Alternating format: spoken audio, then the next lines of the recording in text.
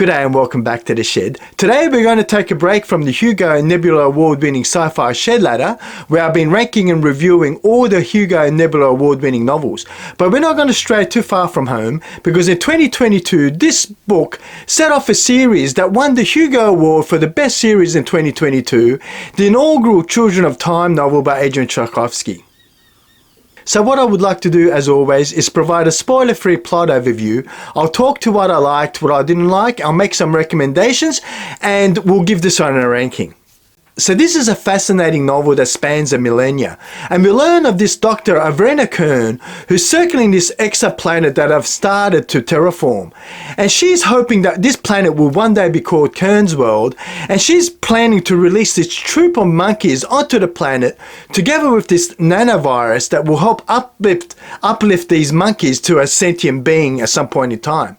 We also learn that humans on the planet Earth have been going through a whole lot of fighting and political unrest and civil unrest, and there's a lot of wars on the planet, and we find that the demise of the human race goes all the way back to the hunter-gatherer stage, and we see through this course of a millennia that they're back to a spacefaring age.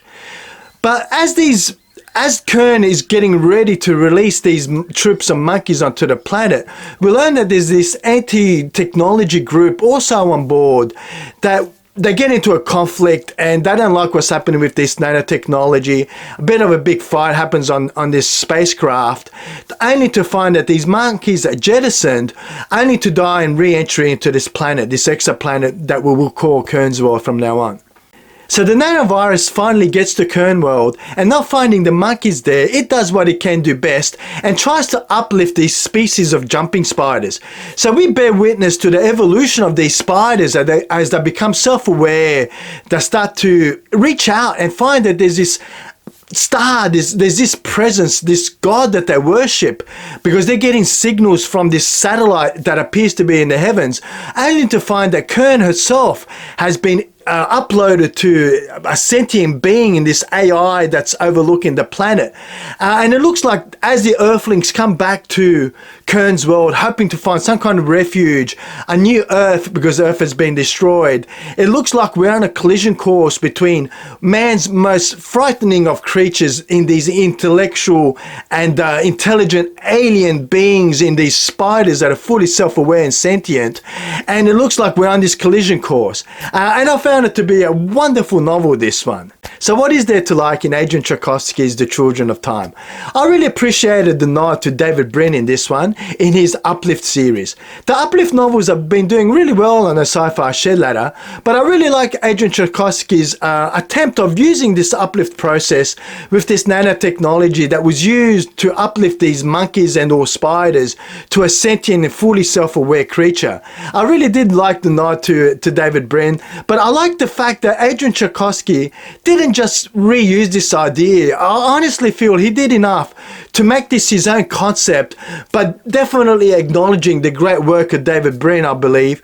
But he turned it around into something new and something fresh that I really enjoyed. I also really like the alien aspects of spiders, right? Even when you look at spiders, they are almost an alien creature, right? They're just fascinating creatures, spiders, but they're also something inherent in humans. Just are completely terrified of spiders, right? Especially in Australia, when we have spiders literally this big. So look, there is something terrifying about spiders, but what I really enjoyed in Adrian Tchaikovsky's Children of Time, he was able to demonstrate just how alien, just how frightening spiders can be. But what I thought was just a complete credit to Adrian Tchaikovsky's writing is that he somehow allowed us to be sympathetic to these alien and terrifying creatures, which I thought was just a real testament to just how good of a writer Adrian Tchaikovsky is. So I really did enjoy that. I enjoyed the aliens in these spiders that were so recognizable as spiders, but somehow still so human in the uplift. So I thought it was really wonderful, really well done. The other thing I really enjoyed was the concept of this Dr. Kern being uplifted into this AI mentality, into this spacecraft, this satellite that was orbiting Kern's world. It was somewhat taking me back to Peter F. Hamilton's Commonwealth saga, where we had these artificially intelligent, fully sentient spaceships. My mind kept going back there, but again, testament to Adrian Tchaikovsky, because he took concepts that are not necessarily new or original, but he definitely brought enough of a new idea, a new execution that made it refreshing and rewarding. So again, I really like the uplifting of these, mental humans into this spacecraft, in this artificial intelligence, and still somehow holding on to what made Dr. Kern, with some really interesting twists in there as well.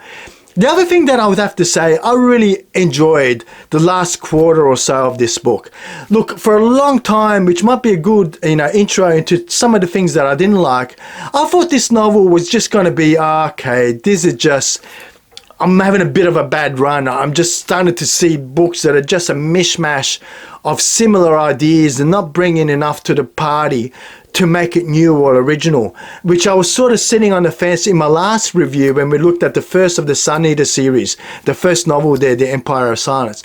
But I've got to say, I was sitting like that on the fence for quite some time with Children of Time. But I've got to say that the ending was just absolutely wonderful. I thought it all brought it all back together, and it was just, for me, just turned it from a 2.5 to 3 novel to a 4 to 4.5 to 5. So I really enjoyed the ending, and I want to talk to it because it's just a wonderful way to end this wonderful novel. So that seems to be a lot of praise, but what can I say that I didn't really enjoy in The Children of Time? Now look, for me, there's a section in this novel that deals with ants, right? And I can understand why, but as a kid, I kept ants, so I'm pretty familiar with the entomology of ants and myrmology as a whole. But there was a section there that I sort of felt like glossing over. It felt like I was just reading a textbook about how to keep ants and how ants nest structure works. And again, for someone who's been familiar with that, growing up as a kid keeping ant colonies, it was a bit of a bit boring for me at times. But look, it's just, I guess, a minor observation, but that chapter or two, I sort of just really glossed through it. And it was early on as well that sort of helped, keep me to, okay, is this going to be another one of those overhyped novels that didn't quite hit the mark? So look, that was one of the sections that sort of had me feeling like that. But like I said, I'll forgive it, given that there's not a whole lot of people, I guess, that haven't kept ants before, and it is rather fascinating. Ants are fascinating creatures, so I don't want to take that away from it. So at the beginning of this novel, I thought this was just going to be another mishmash of David Brin, Werner Vinge, Peter F. Hamilton, and I'm not going to get anything new here as far as concepts, and I'm going to be fully disappointed. Now, I held to that. It must have been a good, if not a half, definitely a third of the way through the novel. But if you're anything like me, I'd say stick to it, because this one is really a fascinating novel. But I've got to say, in my dislike section, there was a big part of the novel where I thought I'm not going to see anything new. But like I've mentioned now, it does definitely turn around, and I'm really excited to read the sequels to this one. So when it comes to recommendations, this one's an easy one. I 100% recommend this one. It's a wonderful read, and I can really understand why this one gets the accolades that it does. But who would I recommend it to? And I'd say, if you like your space operas, both your vintage science fiction space operas as well as your new contemporary ones, you're not going to be disappointed with Adrian Tchaikovsky's Children of Time. I think it has all the elements that make this one a really wonderful series, and I'm not surprised that it did win the Hugo Award. I'm really looking forward, like I said, to reading the others. Now, when it comes to similar novels that we've covered today on the board, and similar novels that I've read over the years that if you've enjoyed, I think you will also enjoy Children of Time, would have to include David Brin's Uplift series. I'm holding up here The Uplift War. This was again a wonderful novel that talks about this uplift of these monkeys or apes, actually, or chimpanzees on this planet. Wonderful concept, right, David Brin's. I mean, at times this one felt a little bit bloated, and I thought the editing could have made this maybe 3/4 of the size, and it would have been a wonderful novel. But I think if you've enjoyed the concept alone in David Brin's Uplift novels, I think you will enjoy the Children of Time series, and vice versa. The other one that came to mind is Werner Vinge himself in A Deepness in the Sky, because this is also another wonderful novel. There's this concept in this one of this nanovirus. Again, it was called mind rot or focus, right?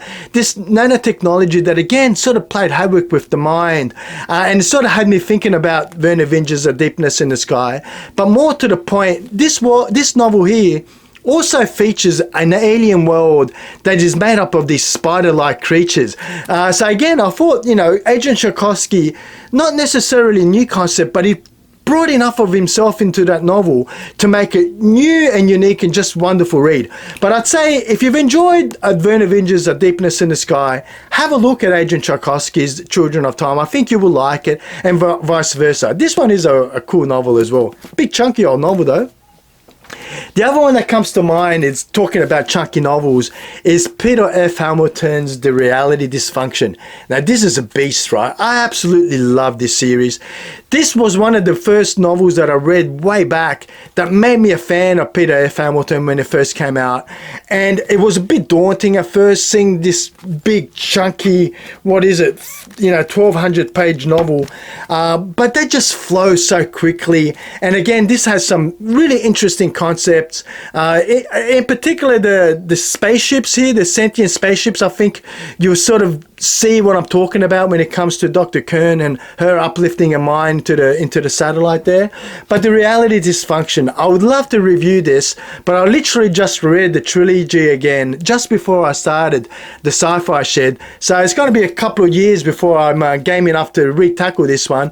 But if you haven't read it, one of my all-time favorite space operas, Peter F. Hamilton's The Reality Dysfunction. What a wonderful novel. But if you've enjoyed this, I think have a go at Children of Time. I think you'll like it as well. What a great novel that one was. Well, there you have it. Look, this was a wonderful change of pace for me. On Goodreads, I gave it a 4 out of 5. But if I had a choice, I would probably have given it a 4.5 out of 5. I really did enjoy it that much, and I'm really looking forward to reading the sequels. Hey, I've been Peter. We're back to the shed in next week's video, so I hope you join me then. I've been Peter. This has been The Shed, and I'll see you next time in the shed.